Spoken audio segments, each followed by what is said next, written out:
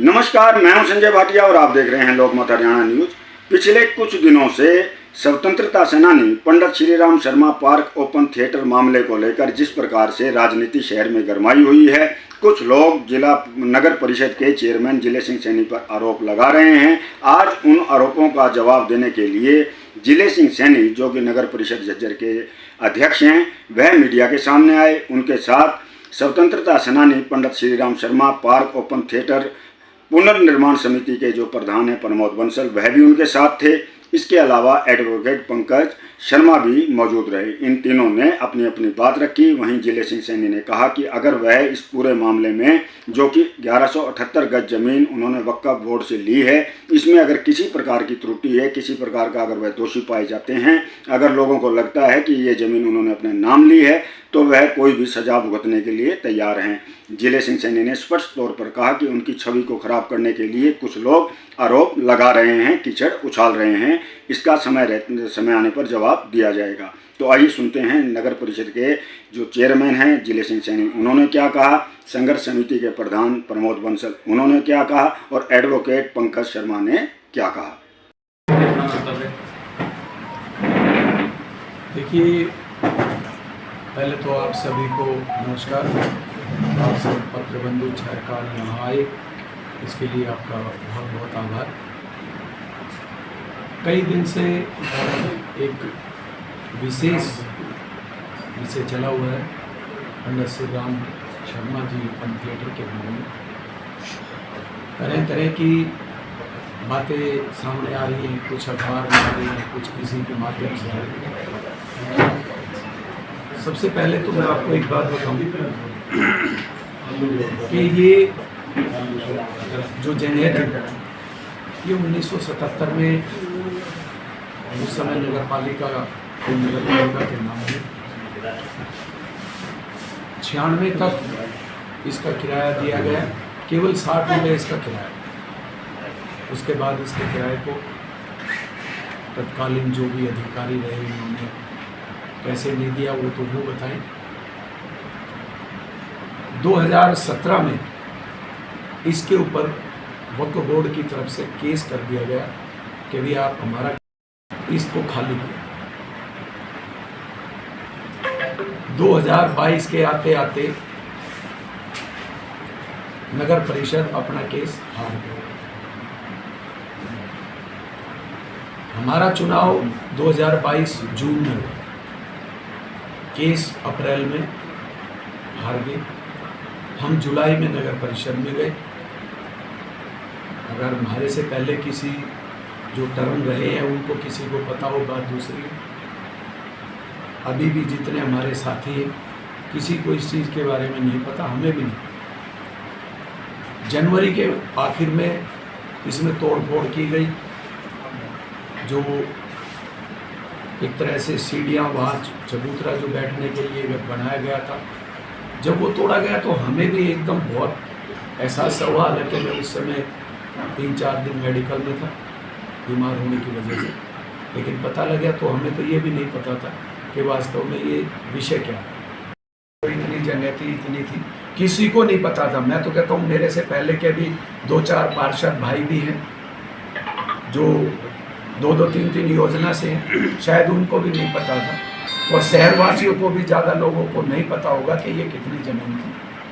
हमने जब प्रयास किया तो उन्होंने एक बात कहा, हमने सारी के लिए कहा था। उन्होंने एक बात कही कि भाई हम सारी ज़मीन आपको नहीं दे सकते, जो भी 1200 पौने 1200 पे ज़मीन है। उससे पहले उन्होंने कुछ और कम के लिए कहा, बाद में थोड़ा बहुत बढ़ाया। हमने इस चीज़ को ध्यान में रखते हुए कि वहाँ हमारे कुछ सामाजिक काम भी होते हैं और जो टूट फूट जो हुई है इसको ठीक किया जाए, इसलिए हमने 1200, 1180, 78 को जो ज़मीन है वो लेने में हमने इच्छा जताई, क्योंकि नगर परिषद के पास कुछ भी नहीं था वहाँ।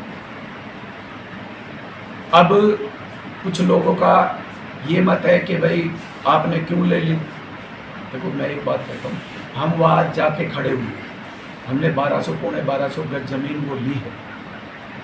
और हम प्रशासन से भी, मुख्यमंत्री जी से भी, धनखड़ साहब से भी, अपने MP साहब से भी हम ये प्रयास कर रहे हैं, बार बार कह रहे हैं कि आप जो ज़मीन हमें मिली है उससे अलावा जो बची है वो ज़मीन हमें सारी की सारी दिलवाई जाए। ज़्यादा कानूनी प्रक्रिया नहीं पता कि ये भी सुनने में आया कि सबसे बड़ी बात ये है कि नगर परिषद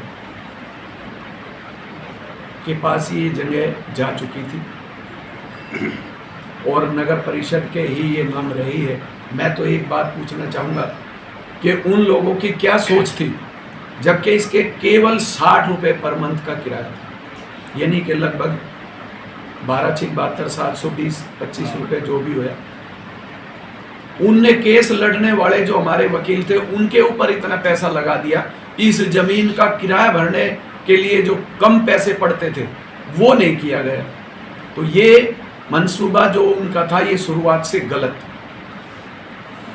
इस विषय में अब जो बात हुई उसके बाद हमने नगर परिषद में रेजुलेशन पास करके और इसके लिए दोबारा लीज के लिए भी लिखा गया। उन्होंने इनकार भी कर दिया कि आप पहले ही डिफॉल्ट हो, आपने किराया नहीं भरा आज तक का, जो 20-25 साल जो बीच में गुजर गए, तो हम इस मामले में आपको ज़मीन नहीं दे सकते। हमने दोबारा भी कुछ वहाँ सामाजिक विषय भी जुड़े हुए थे, धार्मिक कार्यक्रम भी होते थे, उनके लिए ये सोचा। और मैं आपको एक बात और भी बता दूं, हमें किसी को नहीं पता था कि वो जमीन नगर परिषद के नाम कितनी है। ये मैं तो आपसे एक बात कहूँगा कि जो अधिकारी जिन्होंने इस चीज़ के बारे में कुछ भी नहीं किया, केस हार गए, उसके बारे में अपील नहीं की, ये तक कह दिया कि ये जगह हमारे काम की नहीं है, हम इसकी अपील भी नहीं करेंगे। वास्तव में तो आज ये जो समस्या है इसके जिम्मेवार वो हैं। आप नाम लेते हुए चीज़ों को स्पष्ट करेंगे, क्योंकि जैसे आपने कहा कि अगर वक्फ बोर्ड ने 2016 या 17 में केस डाला था तो वक्फ बोर्ड ने तो शायद किराया लेने के लिए केस डाला होगा, किराया लेने के लिए है? और पालिका ने क्या जवाब दाखिल किया और किसने दाखिल किया वो जवाब? पालिका तो उस समय जो अधिकारी थे उन्होंने दाखिल किया। और सुनने में ये भी आया था कि जब केस हार गया तो वहाँ जो अधिकारी रहे हैं उस समय, तो हालांकि कोई छुपाने वाली बात ही नहीं है, हमारे अधिकारी ईओ जो थे वो नांदली थे। और सुनने में ये भी आया कि उन्होंने वकीलों को भी ये कह दिया, जो हमारे वकील थे इस पैनल के, कि हमें इस जगह की कोई ज़रूरत नहीं है और हमने इस केस में अपील करने की भी कोई ज़रूरत नहीं। उसके बाद हमारे अधिवक्ता जो साथी थे, जब ये विषय ज़्यादा बढ़ा तो वो उपायुक्त महोदय से मिले। उन्होंने कहा कि भाई तुमने इसकी अपील वगैरह क्यों नहीं की, तो उन्होंने बताया कि हमें वकील अपील करने के लिए मना कर दिया गया था। उसके बाद डीसी साहब ने वो कहा कि भाई आप क्या लिख के दे देंगे, तो ये चीज़ें भी वहाँ जो हमारे वकील थे इस पैनल के उन्होंने लिख के दी और उसके बाद ही आगे कार्रवाई इस पर हुई। उपायुक्त आने पर हम उनके बड़े आभारी हैं जो इतना समय सभी भाइयों ने दिया और उनका यहाँ आने पर स्वागत करते हैं। जिस टाइम श्री राम शर्मा पार्क के बारे में हमें पता चला वहाँ तोड़ फोड़ होगी, उसके बाद सारा शहर सर्व जातीय समाज इकट्ठा हुआ। उसमें एक कमेटी बनाई गई गौशाला में बैठ के, जिसमें कि नगर पालिका के 15-16 मेंबर भी हाजिर थे। 2-3 मेंबरों ने भाई दाहिने बाइने बाहर होंगे, उन्होंने कहा हम बाहर हैं, हमारी सहमति है। और जिले सिंह जो प्रधान है, चेयरमैन है नगर परिषद के, ये वहाँ पे हाजिर थे। वो मीटिंग हमने इनकी अध्यक्षता में करवाई थी जिस टाइम पार्षद आए। तो सभी की सहमति इसलिए ली गई थी, भाई पार्षद हैं, नगर परिषद का मामला है, जिससे कोई भी किसी प्रकार का किसी ने जानकारी हो तो बता भी दें। उसमें यह आया कि नगर परिषद के चेयरमैन ने कुछ नहीं पता, पार्षदों ने कुछ नहीं पता, आज तक की सभी किसी ने भी इस बारे में कुछ नहीं पता था क्या चल रहा है क्या नहीं। उसके बाद सारा ये कमेटी बनाई गई संघर्ष समिति और ये फैसला लिया गया कि ज़मीन जितनी भी श्री राम स्वतंत्रता सेनानी पार्क की है वो सारी की सारी ज़मीन लेंगे, 1 गज भी ज़मीन कम नहीं लेंगे। और उस पर पहले से भी बढ़िया श्री राम शर्मा पार्क बनाया जाएगा। और रामलीला मंच है वो श्री राम भगवान से भी जुड़ा हो रहा है, क्योंकि मेरा ख्याल तो 30-35 साल से 25 साल से जो भी है हम भी देखते आ रहे हैं कि रामलीला वहाँ चलती है और अच्छी रामलीला होती है। बहुत बढ़िया आपका काम। मगर जी रामलीला कैसे होगी, तो बिड लग रही है। भला आप बेफिक्र होकर जाओ, रामलीला भी होगी, श्री राम शर्मा पार्क भी बनेगा और बहुत बढ़िया बनेगा।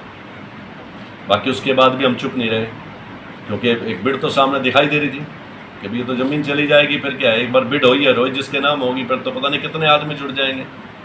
अभी तक तो मामला वक्फ बोर्ड और नगर परिषद तक का है ना जी, और उसके लिए हमारे प्रयास आज भी जारी हैं और जारी रहेंगे। संघर्ष समिति का फैसला ये हुआ कि रामलीला होनी चाहिए, उस हिसाब से 1178 गज ज़मीन नगर पालिका ने ले लेनी चाहिए, क्योंकि वहाँ पर कब्जा हो जाएगा। 1178 गज पे तो जब कब्जा हो जब ही होगा जब लेंगे। और उसके साथ साथ ये नहीं कि हम किसी प्रकार से पीछा छोड़ देंगे, चुप बैठ गए। हमारी एक ही आवाज़ है और लेकर रहेंगे। सरकार और प्रशासन से भी आज तक उनके आश्वासन भी यही रहे हैं कि आपको पूरी की पूरी ज़मीन मिलेगी। आज से 4 दिन पहले प्रदेश अध्यक्ष जी से भी मिले थे, जिस टाइम साइकिल यात्रा पाए, जब भी उन्होंने कहा था आपको पूरी ज़मीन मिलेगी। डॉक्टर अरविंद शर्मा जी से भी मिले थे, उन्होंने भी कहा पूरी ज़मीन मिलेगी। और उन्होंने कहा था एक आप मेरे को लेटर लिख के दे दो सीएम के नाम। हमारे पंकज शर्मा जी आ जाते हैं और बताते हैं, उनको कहा था कोई पॉइंट बता दें, इस प्रकार से आप लिख के ना सीएम साहब के नाम मेरे को लिख के दे दो, मैं सीएम साहब से बात करके ना और आपकी पूरी की पूरी ज़मीन दिलाएंगे।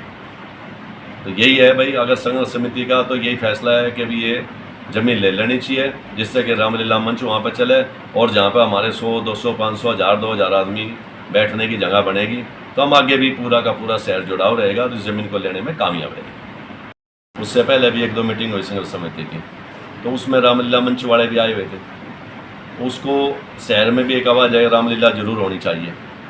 अगर रामलीला नहीं हुई, 1178 गज ज़मीन जो नगर परिषद के नाम आई है, अगर नगर परिषद उसको छोड़ती है आज के दिन, तो हमारी एक सोच है संघर्ष समिति की, सभी मेंबरों की, अकेले मेरी नहीं, क्योंकि अकेली सोच कभी नहीं होती। उन्होंने सबने कहा प्रधान जी हमारी एक सलाह है कि भाई यहाँ पर रामलीला होनी चाहिए। अगर रामलीला होगी तो भाई नगर परिषद इसको अगर मान लिया फीस भरवाई 1178 गज की, तो ये होगी, वैसे हो नहीं सकती। और ये भी बता दूँ, ये जिस टाइम बिड लगी 27 तारीख को, जो 27 तारीख चली गई, 27 तारीख जो हमारे घनश्याम दास गुप्ता जी इसके वक्फ बोर्ड एसोसिएशन के हरियाणा के प्रधान हैं, उनकी तरफ से मेरे को व्हाट्सएप आया, एक झज्जर में बिड थी, एक रोहतक में थी।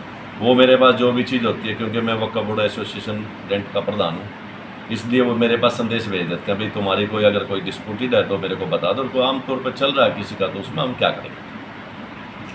उसी वक्त जना हम 4-5 जने रामलीला वाले भी, पंकज शर्मा एडवोकेट जो है हमारे, जो भी उस टाइम आ जाए, तुरंत प्रभाव से हम जाकर डी साहब को उस पेपर को लेकर मिले। मगर सर ये क्या है, ये 2700 कुछ जगह है बिड जो लग रही है, 4 तारीख की इसकी बोली है, और आप कह रहे हो कि भाई सब कुछ हो जाएगा। उन्होंने हमारे को ये कहा, फिर भी ये कहा कि मैं बैठा हूँ, रामलीला भी होगी, श्री राम शर्मा पार्क। टेक्निकल बात है इसमें, मैं आप सभी भाइयों को बताना चाहता हूँ, शहरवासियों को, कि 1977 से ये लैंड वक्फ बोर्ड से हमारी नगर पालिका ने ली हुई थी। उसका 1996 तक तो किराया ठीक दिया गया, उसके बाद किराया नहीं भरा गया, जिससे वक्फ बोर्ड ने 2016-17 में इसको खाली करवाने का, तो आपने किराया नहीं दिया, डिफ़ॉल्टर हुआ, उसका खाली करवाने के लिए केस है। उस केस में जो भी कमेटी की तरफ से, नगर परिषद की तरफ से एडवोकेट अथोराइज थे, उनसे हमने कंसर्न किया। उन्होंने ये भी बताया जी मेरे को कोई एविडेंस वगैरह प्रोवाइड नहीं की गई, और ये एक तरफा मामला हो गया, कोई भी डॉक्यूमेंट नगर परिषद की तरफ से मेरे को प्रोवाइड नहीं करवाया गया। और दावा और जवाब दावा वो रिकॉर्ड की बात है, वो आपको प्रोवाइड करवा देंगे वकील साहब नगर परिषद के जो भी उस टाइम पर। तो एक तरफा होके केस हार गए जी नगर परिषद। उसके बाद सभी को पता है 1 महीने का टाइम होता है, उसमें वो भी नहीं करी गई, अपील भी नहीं की। क्यों नहीं करी गई, उस टाइम के जो भी अधिकारी पूछे। उसके बाद अपील नहीं हुई तो वो भी हमारा चांस चला गया, वक्फ बोर्ड के पास वो ज़मीन पूर्णतः चलेगी। 4425 गज ज़मीन थी। उसके बाद एग्जीक्यूशन उन्होंने डाली कि जो भाई ऑर्डर करा है कोर्ट ने वो इम्प्लीमेंट किया जाए। इम्प्लीमेंटेशन के लिए एग्जीक्यूशन डाली, उसमें आदरणीय श्री आशीष शर्मा जी कोर्ट से ऑर्डर हो गया कि भाई इसको एविक्ट किया जाए और जो मालिक है उसको सौंप दी जाए। कोर्ट के ऑर्डर से वो जो पीछे तोड़ा फोड़ी हुई तो पता लगा भाई ये मामला है। जब तोड़ रहे थे तो लोगों ने ये सोचा कि हमारे माननीय जो एमपी साहब अरविंद शर्मा जी वो पीछे विकास रामलीला कमेटी में आए थे एज ए चीफ गेस्ट। उन्होंने इसके लिए 5 लाख रुपए का अनुदान भी दिया था। भाई चेंजिंग रूम नहीं था वहाँ, हमारे जो कलाकार भाई थे उनको चेंज करने में दिक्कत आती थी, उसे डिमांड रख के उन्होंने बोले ठीक है कोई बात। तो हमने लोगों ने ये सोचा, रामलीला वालों ने भी, कि भाई वो काम हो रहा है हमारा। तो अब रामलीला वालों ने जी बजरंग दल से कांटेक्ट किया, पता लगा जब इतने बेदर्दी से वो मंच तोड़ा गया 2-2 जेसीबी ला के, और वो उखाड़े गई जो पैड़ियाँ थी ओपन एयर थिएटर की, तो फिर उनको शक हुआ। उन्होंने पूछा तो बता कोर्ट ऑर्डर से तोड़ा जा रहा है। तो फिर वो लोगों को पता लगा और इकट्ठे, और सारा एजिटेशन आप लोगों के सामने है उसमें। तो इस तरह से ये ज़मीन पूर्णतया वक्फ बोर्ड इसका मालिक था जी। ये बात और बताओ।